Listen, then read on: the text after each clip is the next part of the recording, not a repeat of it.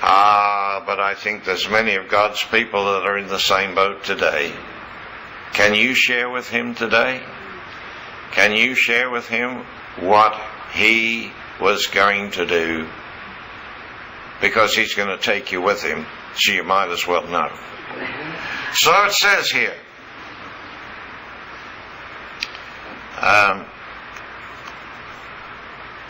he went a little further.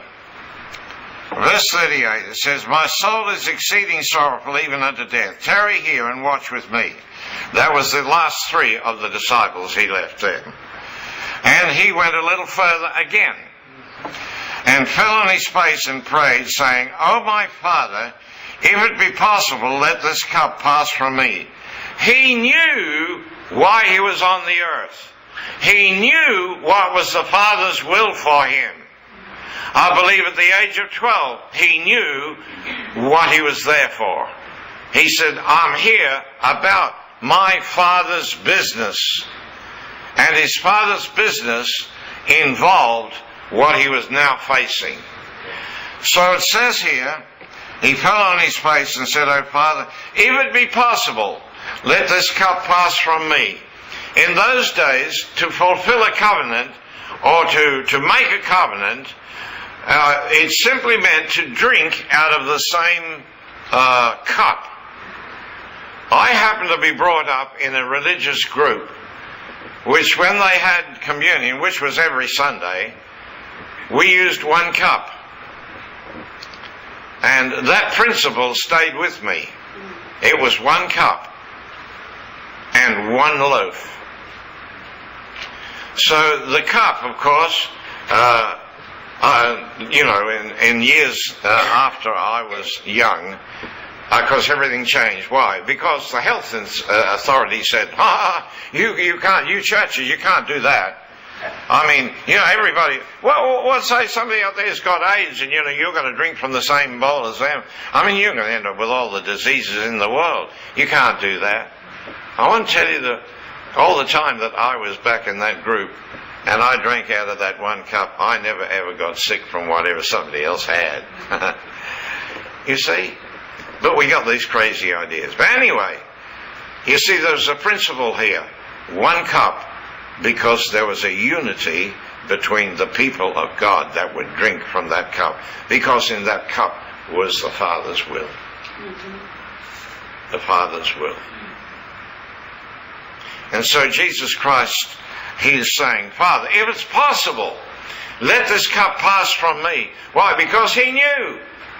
He knew what was involved. He knew exactly what that was all about.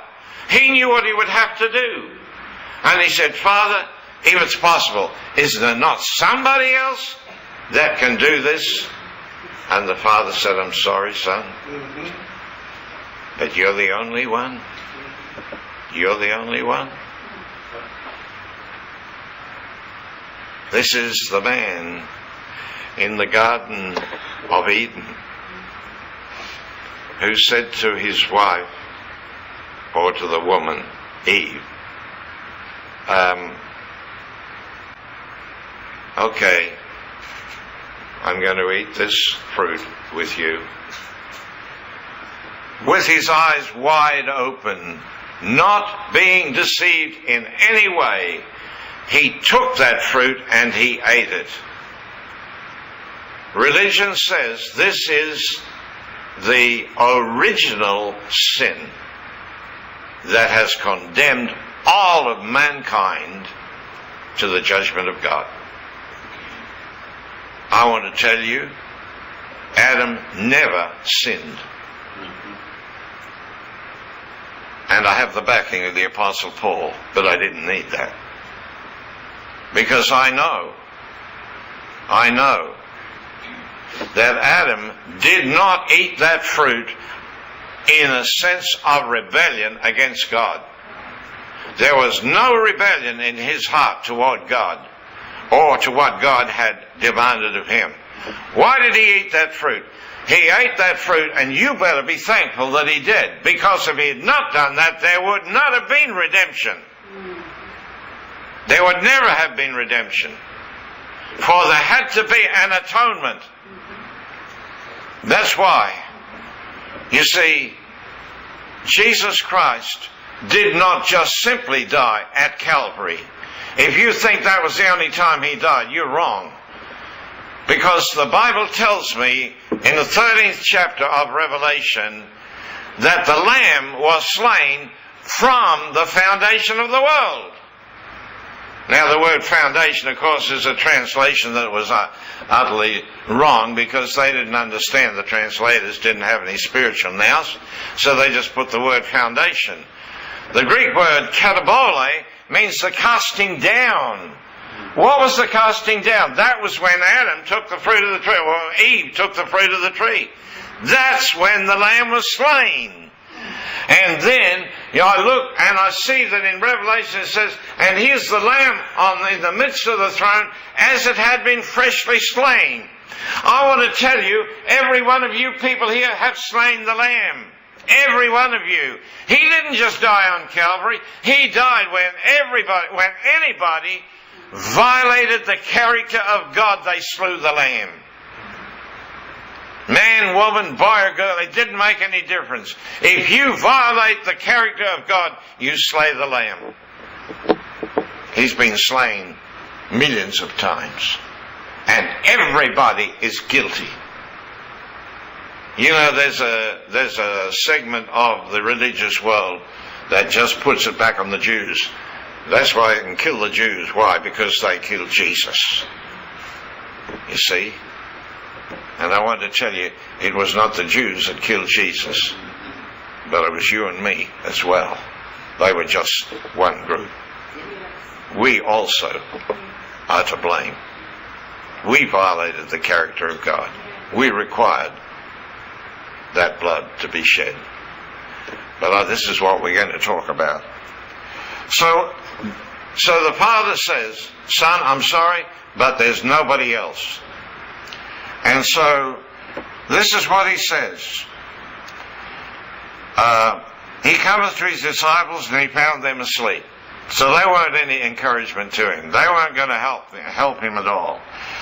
And he said in verse 42, he went away again the second time and prayed, saying, O my Father, if this cup may not pass away from me except I drink it, thy will be done. Thy will be done on earth as it is in heaven. So he left them and went away again and prayed. And it says here, then comes he to the disciples and said, sleep on now. Oh God, sleep on now. I'm telling you, most of God's people are still asleep today. Because see, when Adam was put to sleep, it doesn't tell me when he woke up.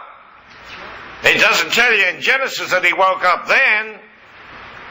And in fact, the Apostle Paul said, awake thou that sleepest, and rise from the dead. And I think that there's a lot of Christians that are still asleep. And they're still intoxicated by the same problem that Eve had, you see. And it's all the serpent's problem. But Jesus Christ, he said to the Father, I will drink that cup. What was in the cup? Not what was in the cup, but what did the cup represent? The cup represented a new covenant in the blood. A new covenant. What was in the cup? The will of God. What was the will of God? It was, Son, I want you to take your humanity, because he was a man. I want you to take your humanity into death.